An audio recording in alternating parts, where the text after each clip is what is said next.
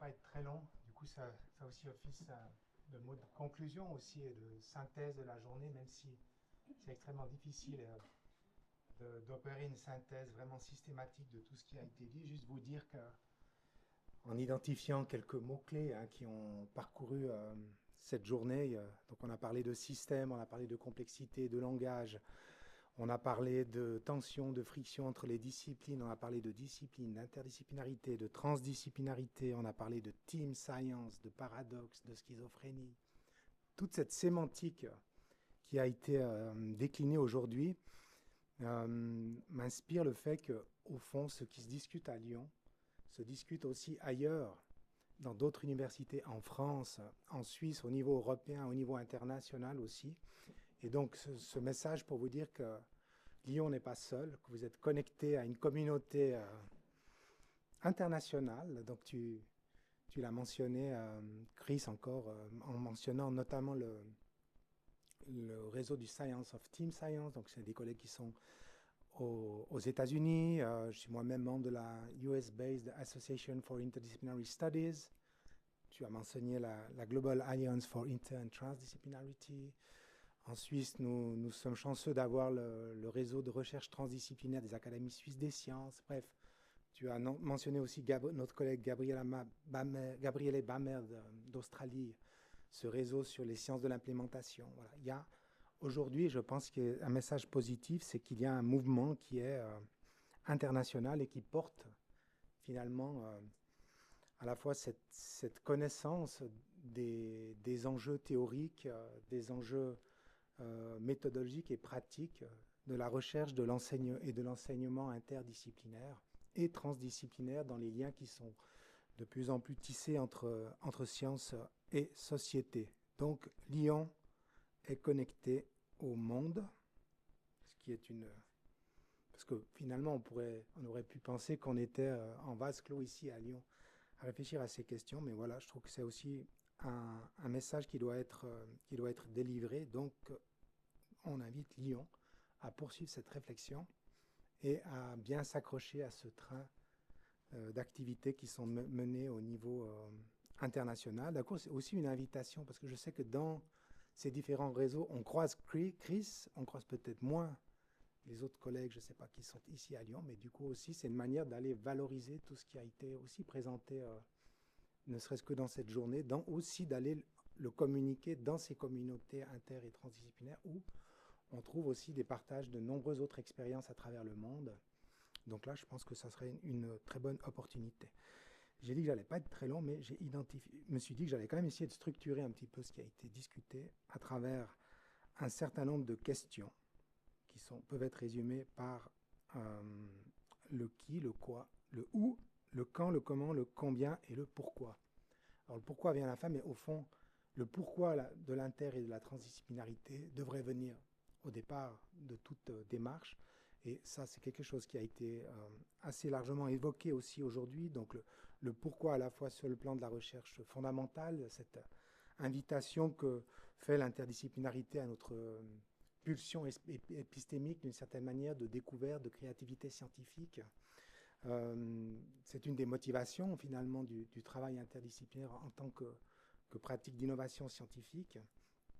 C'est aussi une motivation, ça a été encore bien souligné dans la table ronde qui vient de se terminer, cette orientation vers l'action, vers les besoins sociétaux, les besoins politiques, les besoins des usagers aussi de la connaissance scientifique dans cette perspective très transdisciplinaire, donc une volonté de répondre aussi à la complexité du monde, des questions scientifiques.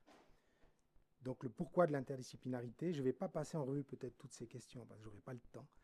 Le combien, juste en deux mots, c'est le combien on est prêt à tolérer ou à soutenir l'interdisciplinarité dans nos institutions. On a vu aussi dans les discussions le rappel de l'importance de l'ancrage disciplinaire. Donc, selon les institutions, selon les structures, selon les facultés, selon les centres dédiés plus ou moins à ces questions, on accepte ou on encourage plus ou moins d'interdisciplinarité ou de transdisciplinarité. J'aime beaucoup le quoi, c'est les défis. Je pourrais dire, c'est quoi l'interdisciplinarité, la transdisciplinarité. On a vu qu'il y a des enjeux aussi de discussion sur les définitions, sur ce pluralisme scientifique qui a été valorisé dans le cadre des disciplines, mais qui est aussi actif dans cette communauté inter- et transdisciplinaire avec une pluralité d'approches, de perspectives, de méthodes, et qui fait qu'il y a aussi une vraie vitalité des réflexions autour de cet inter et de cette transdisciplinarité. J'aime bien le qui aussi, ça c'est quelque chose qui a été abordé à quelques reprises dans la journée. Autrement dit, c'est qui sont celles et ceux qui souhaitent ou qui pratiquent plus ou moins régulièrement l'interdisciplinarité, la transdisciplinarité. Donc c'est la question des profils de chercheurs interdisciplinaires et ou transdisciplinaires et quelle typologie on peut imaginer de ces différents profils.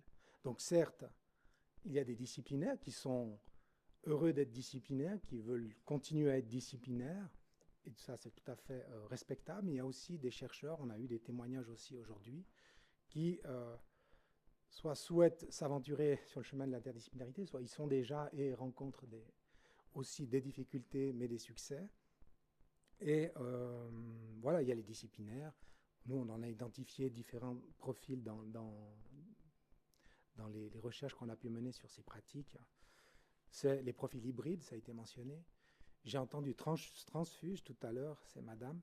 On les a appelés les migrants, cela extrêmement intéressant, ces profils qu'on a pu étudier de personnes qui font parfois, et je crois que c'est votre cas, le saut d'une culture scientifique, sciences dures, vous aviez des sciences inhumaines vers les sciences douces, parce qu'on les dit molles parfois, mais les sciences douces, et qui font ce pont, en fait, ce saut aussi, parce qu'il y a aussi un saut dans l'inconnu quand on passe d'une culture scientifique à l'autre, et qui ont aussi beaucoup de difficultés à être reconnus comme un vrai, je sais pas, si je vais de la physique à la sociologie, un vrai sociologue versus je suis plus reconnu dans ma communauté d'origine et je suis peut-être difficilement accepté dans ma nouvelle communauté scientifique, en guillemets, d'appartenance. Et au fond, c'est des profils qu'on a pu identifier comme extrêmement intéressants en termes de publication, justement, scientifique, d'originalité dans les approches, qui, quelque part, ont un certain inconfort dans la posture institutionnelle, mais une certaine, même plus qu'une certaine, une vraie créativité scientifique qui est tout à fait intéressante.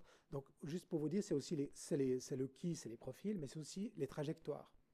C'est-à-dire, je suis disciplinaire, mais je peux aussi devenir interdisciplinaire ou transdisciplinaire, ou parfois même de mon expérience dans l'interdisciplinarité, de revenir à la disciplinarité, à ma discipline d'origine, soit en la transformant, en la modifiant, soit, et ce qu'on observe aussi, parfois des stratégies de repli dans la discipline. Donc on peut circuler entre ces différents profils. C'est ça qui est intéressant. Donc c'est la question à la fois des identités académiques, si vous voulez, mais aussi des trajectoires académiques. Donc la question de la temporalité qui est, je pense, intéressant aussi à soulever.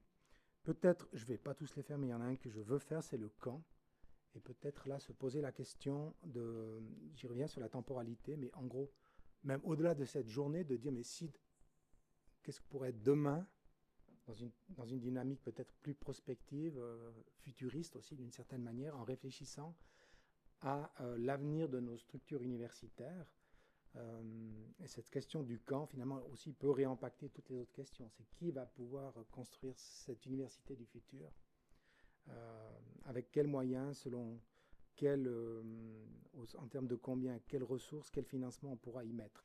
Et grosso modo, j'irai vers ma conclusion, puis on peut encore avoir quelques moments de discussion, mais c'est d'imaginer des scénarios, en fait, de développement possible de nos structures. Alors j'en avais mis 4, puis finalement, après les discussions, j'en ai ajouté 2. Parce qu'il y a un premier scénario qui est même avant le statu quo, c'est le repli, j'ai dit. Je travaille, comme vous, avec cette ferveur interdisciplinaire, mais je vois aussi et j'entends, plus que des réticences, des sortes de rappels à l'ordre disciplinaire. Sous-entendu, on n'a pas commencé à parler d'interdisciplinarité que déjà on nous dit qu'il faut être disciplinaire et rester dans la discipline et qu'il ne faut pas en sortir. Donc on observe, rapidement sur la littérature consacrée à l'interdisciplinarité, on a vu aussi ces dernières années des volumes qui sont sortis, des publications contre l'interdisciplinarité. Donc des positions assez fermes qui visent à détruire ce qu'on est à peine en train de construire, en fait. Donc il y a c'est soit le repris, soit c'est le statu quo, il ne faut rien changer à ce qu'on est en train de faire. Oui, à l'interdisciplinarité, mais aux marges, tant qu'on ne touche pas au sacro-saint des disciplines. Et puis on a vu aussi que les disciplines elles-mêmes sont traversées par l'interdisciplinarité. On pourrait aussi se poser la question, est-ce que les disciplines sont premières et l'interdisciplinarité vient ensuite? Ou est-ce que l'interdisciplinarité est première dans la manière dont on peut connaître, savoir, apprendre et diffuser, et qu'au fond, les disciplines sont des moments de stabilisation, d'institutionnalisation de ce qui est fondamentalement l'instabilité productive de ce que l'on fait en termes de recherche. Donc mais ça, c'est un peu provocateur aussi. C'est une manière aussi de relativiser la notion même de discipline. Il y a juste un autre scénario qu'on peut imaginer. Moi, je l'ai appelé le scénario symbiotique, c'est-à-dire au fond, on accepte que on a les disciplines, mais on a aussi l'interdisciplinarité, et puis qu'on pourrait cohabiter dans un même système académique en travaillant de manière collaborative. Voilà, donc une forme de coexistence vertueuse entre les disciplines et l'interdisciplinarité. Il y a un autre scénario qu'on peut imaginer, que je dirais le scénario de l'université incrémentale, c'est-à-dire un type de changement de type 1, c'est-à-dire qu'on change, enfin en tout cas on change, on invite nos structures académiques à évoluer au travers du travail interdisciplinaire. Donc c'est une évolution sans brusquerie d'une certaine manière. Il y a un autre scénario qu'on peut imaginer, plus disruptif, ce qu'on pourrait appeler l'université post-disciplinaire, celle qui mettrait en crise finalement la notion même de discipline. Donc qu'est-ce qu'une université du futur, à peut-être plus ou moins long terme, sans les disciplines, ou qui serait construite sur la ruine des disciplines? Est-ce qu'on peut penser l'impensable? À quoi pourrait ressembler une telle université?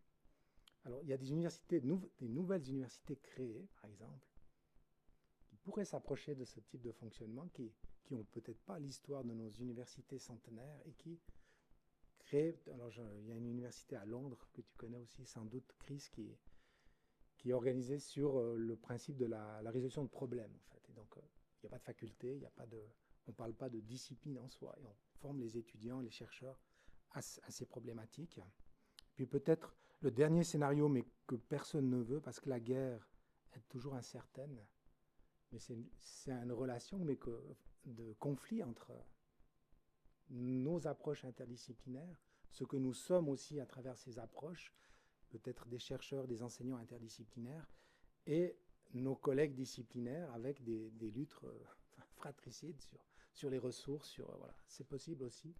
C'est un scénario qui est un scénario de l'effondrement au fond, mais que je ne souhaite ni à Lyon ni aux autres universités qui s'engagent dans cette réflexion que je trouve très prometteuse sur ces enjeux de l'inter et de la transdisciplinarité. Je vous remercie beaucoup pour votre attention et puis encore félicitations pour cette magnifique journée consacrée à ce thème de la transdisciplinarité.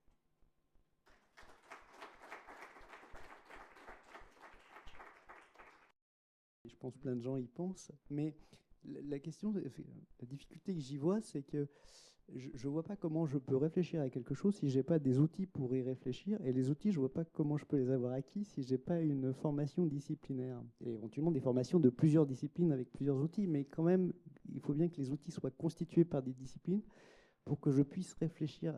Et je n'arrive pas à ça. Enfin, donc je ne vois pas comment on va vers le post-disciplinaire. Moi, je ne dis pas que je sais, c'est le scénario le plus provocateur. Enfin, je dis penser l'impensable.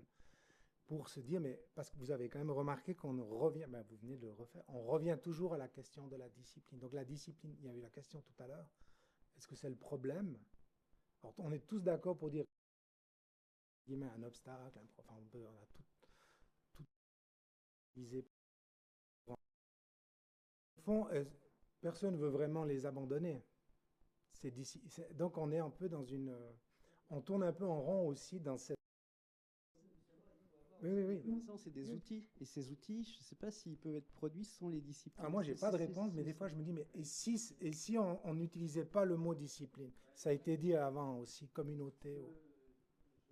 Moi, c'est ce que j'ai retenu par rapport à ta discussion, c'est que c'est plus parler de discipline, c'est de résolution de problèmes.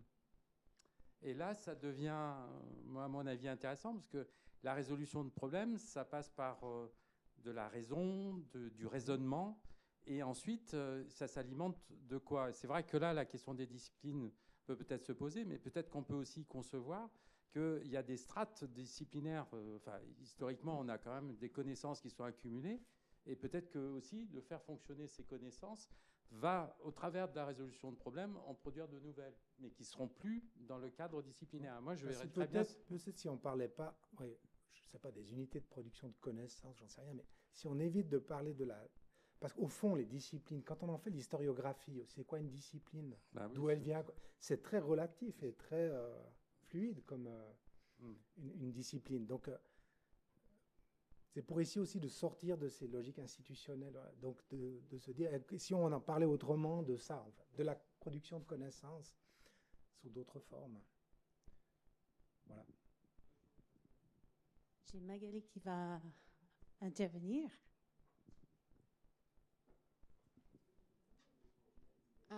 Non, mais... Ouais, Bonjour, merci Chris. Merci pour votre synthèse. J'avais une question déjà cet après-midi et puis votre synthèse l'a réactivée avec cette idée de fluidité, peut-être de plasticité de ce que sont les disciplines en les replaçant dans leur dimension historique. Est-ce qu'elles sont premières ou est-ce que c'est l'interdiscipline peut-être qui est première?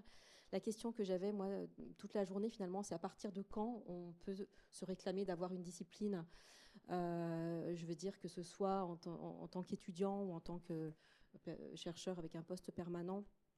À partir de quand, combien d'années il faut pour dire, est-ce qu'avec une licence, ça suffit? Est-ce qu'il faut un master? Est-ce qu'il faut absolument un doctorat? Bon, bien sûr, je simplifie un peu bêtement, mais je pars aussi de ma propre expérience, en fait. Voilà, moi, je suis un peu dans les interstices depuis toujours, et j'y vis... je vois pas comment vivre autrement, donc je vis comme ça, mais ça m'a posé quand même beaucoup de problèmes et de difficultés. Donc, je serais bien curieuse de vous entendre. Donc, la question, c'est est-ce que l'interdisciplinarité, c'est un luxe pour professeurs à la retraite? Ou est-ce... Ouais, non, mais... Ou est-ce que... Mais c'est où on met le curseur? J'ai entendu mon collègue tout à l'heure dire, mais en fait, on ne peut pas leur faire prendre de risques, mais moi, je suis plutôt pour l'avis d'une interdisciplinarité précoce, mais qu'on donne où le docteur... Non, on y travaille, c'est le doctorat interdisciplinaire. Et quand on arrive avec la question du doctorat interdisciplinaire, non, l'excellence, c'est disciplinaire. Vous devez d'abord faire vos preuves, et ensuite, vous pourrez faire l'interdisciplinarité. La question qu'on peut se poser, c'est est-ce qu'il y a des trajectoires qui sont, bien sûr, des trajectoires disciplinaires, mais est-ce qu'on peut aussi identifier des gens qui sont, parce que on n'a pas discuté, mais peut-être c'est des traits de personnalité des interdisciplinaires. Pourquoi on est là aujourd'hui puis qu'on est intéressé? On a peut-être des traits de personnalité qui font qu'on est plus en accointance avec ce type d'approche et de fonctionnement.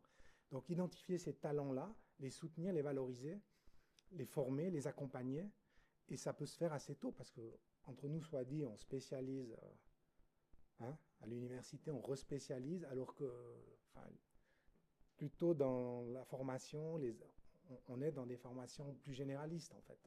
Donc, la question, est-ce qu'on a une place pour des néo-généralistes dans nos structures universitaires, qu'on reconnaît de telle manière à les... Oui. Merci. Ouais, merci. La question, merci, parce que c'est la question à laquelle dont je rêvais depuis toujours. En fait, moi, depuis le début de la journée, je brûle d'envie de dire un truc.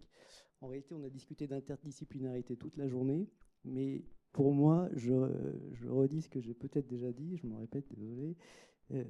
En réalité, et ça tente de répondre à votre question, pour moi, c'est pas plus compliqué ou pas plus facile de discuter avec quelqu'un qui a exactement la même formation que moi, qui est mon collègue de bureau, qu'avec quelqu'un qui est d'une autre discipline. C'est-à-dire qu'au fond, et ça rejoint l'idée que l'interdisciplinarité est première, en fait, ce qui est premier, c'est l'envie de partager quelque chose et l'envie de co-construire quelque chose intellectuellement, et que, en fait, on se fiche de la discipline.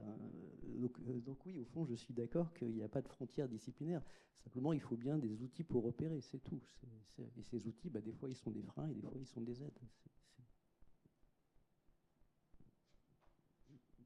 Sur la question des doctorants, il y a une expérience qui est en cours pour le PEPR VDBI, c'est de mettre, alors ils se sont limités à 3, c'est prendre un objet émettre 3 thèses de disciplines, de 3 disciplines différentes pour résoudre. Vous pouvez institutionnellement, vous pouvez le faire. Ah ben là, c'est parti. Okay. Ça a été très long à négocier avec l'ANR et compagnie, puisqu'ils avaient très peur qu'il n'y ait personne qui se manifeste. Je ne sais pas combien de dossiers qui sont arrivés, donc ça veut dire qu'il y a une sorte d'appétit pour ce travail. Et l'idée, c'est que là, on n'a plus dans la discipline, plus personne se fâche. Mais en revanche, de partager un objet, là, ça devient intéressant parce que les doctorants sont obligés de se mettre autour et de travailler ensemble. Donc de s'acculturer. Ça me rappelle en fait d'un truc, on dit en anglais cluster hiring. Donc je ne sais pas si vous connaissez du tout les embauches en cluster. Donc je me demande si ShapeMed ne pourrait pas faire ça. Donc dans une université ou dans un ensemble d'établissements.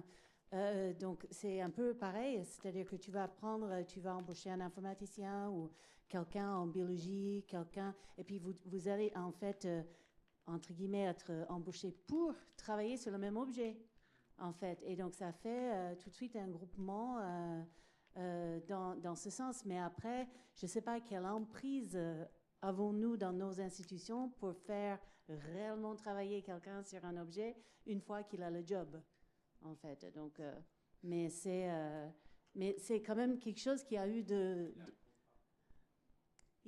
ça a eu de la réussite, ce genre d'approche ailleurs, dans d'autres pays.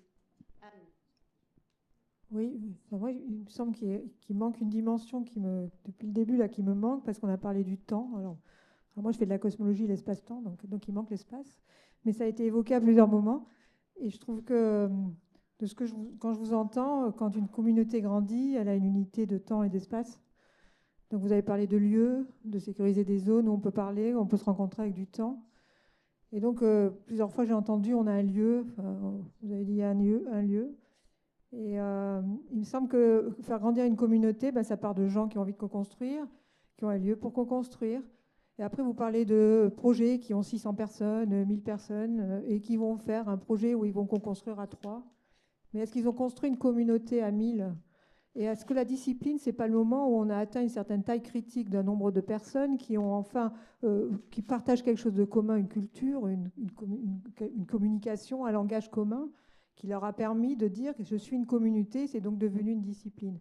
Et est-ce qu'on n'a pas donc des niveaux d'échelle qui disent, là, on n'est pas encore dans une échelle d'une discipline, parce qu'on n'a pas rassemblé assez, mais aussi aujourd'hui, on nous empêche quelque part, enfin moi je le ressens, on nous contraint à rester dans la discipline, qui nous empêche de créer ces lieux de discussion qui permettent de grandir.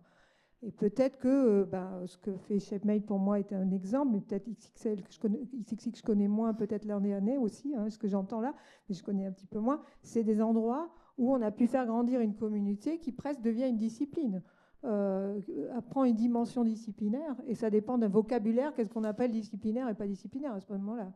Voilà, ce que ça m'a évoqué, ce que vous avez dit, donc cette échelle de lieu et d'unité de temps et d'espace me paraissait importante.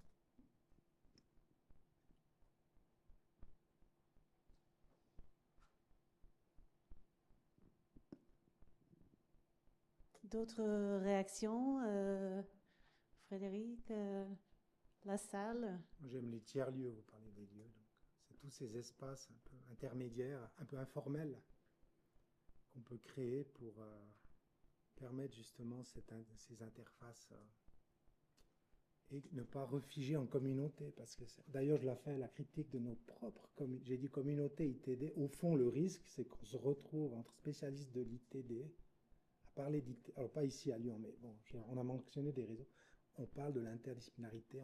Et souvent, je dis, mais il faut retourner vers les communautés disciplinaires pour fertiliser et transmettre cet engouement pour l'interdisciplinarité et pas fonctionner au fond comme les communautés disciplinaires. Et puis parce qu'on a nos colloques, nos conférences, nos revues. Et au fond, ça, c'est vraiment mortel. Donc il faut absolument en sortir. Ne pas refiger les choses, quoi. Ouais. Oui. Voilà. Merci en tout cas. Merci, on ne se fige pas. Allez.